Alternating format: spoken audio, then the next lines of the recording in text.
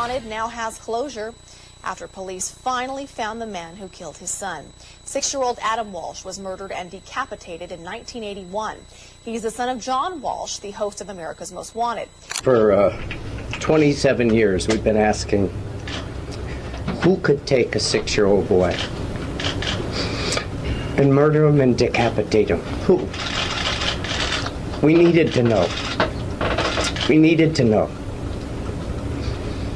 And today we know. Adam Walsh, please come to the front of the store. You are standing inside a Sears on a Tuesday afternoon in July. Every light in this building is blazing. It is noon. Outside that window, 40 feet across Hollywood Boulevard, you can read the sign on the police station from where you are standing. You are surrounded by shoppers, staff, security guards. Your 6-year-old son is somewhere in this store. He has to be. Adam Walsh, please come to customer service. That is the second announcement. Same voice, flatter now. You walk every aisle again. You check the restrooms. You circle back to the toy department where you left him 15 minutes ago, where he stood 3 kids deep waiting his turn at a video game, where he looked up to you and said, "Okay, Mommy," and turned back to the screen like everything was fine. Because everything was fine. The toy department is empty. Not just of your son, of every boy who was there. The Atari sits dark, both controllers resting on the carpet like something dropped mid-sentence. Adam Walsh, your mother is waiting. Third announcement. Silence. Right there, in that silence, in that noon-lit ordinary Tuesday store, with a police station visible through the window, something has already gone permanently, irreversibly wrong. You just don't know the shape of it yet. Before we dive in, drop in where you're watching from down below.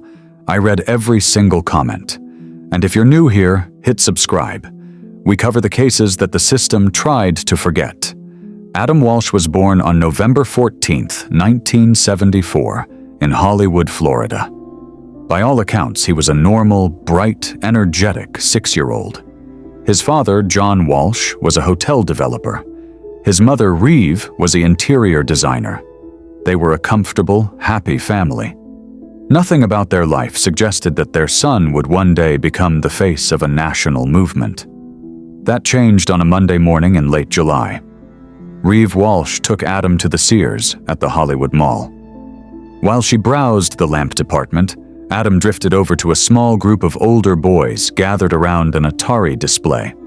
A store security guard would later say he asked the kids to leave. Adam, being the youngest and smallest, apparently didn't push back. He walked out of that store alone. And that was the last time anyone who loved him saw him alive.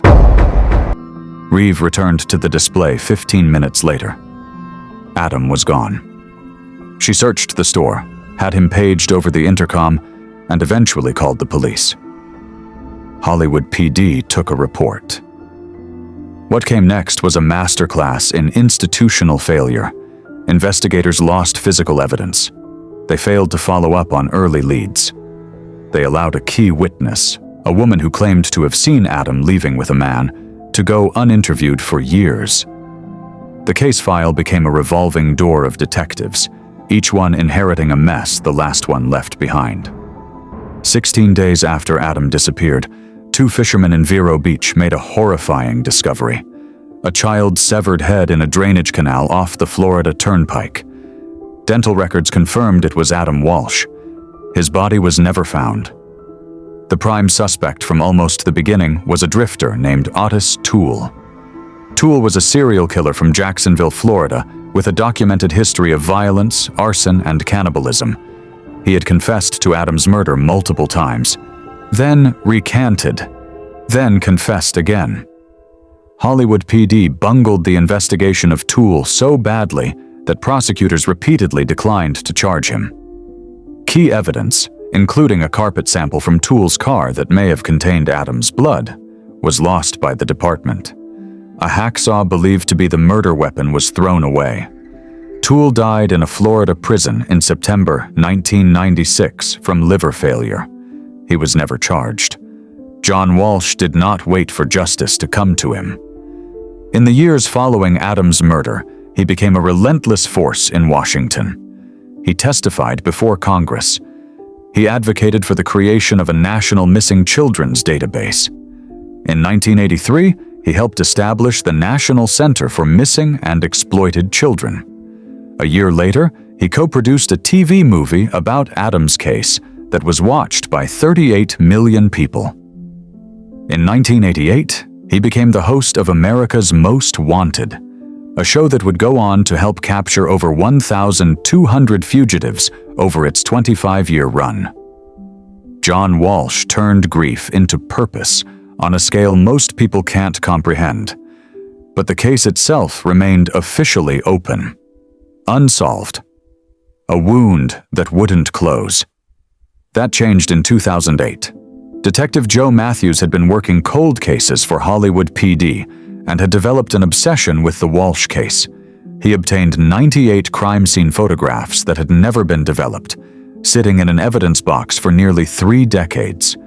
When he finally processed and reviewed them, he found details that corroborated key elements of Ottis Toole's confessions.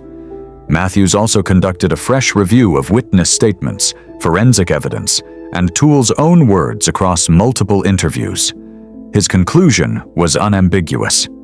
On December 16, 2008, 27 years, 4 months, and 19 days after Adam Walsh disappeared from that Sears, Hollywood Police Chief Chad Wagner stood at a podium and officially named Ottis Toole as Adam's killer. The case was closed. Toole was dead. There would be no trial, no conviction, no sentencing. John Walsh stood at that press conference and said it was the best day he'd had since July 27, 1981. In 2006, 2 years before the case was officially closed, President George W. Bush signed the Adam Walsh Child Protection and Safety Act into law. It created the National Sex Offender Registry, established mandatory minimum sentences for crimes against children, and fundamentally changed how America tracks and monitors people convicted of sexual offenses against minors. Adam Walsh was 6 years old. He was gone in 15 minutes. And the ripple effect of his murder reshaped child safety law in the United States for generations.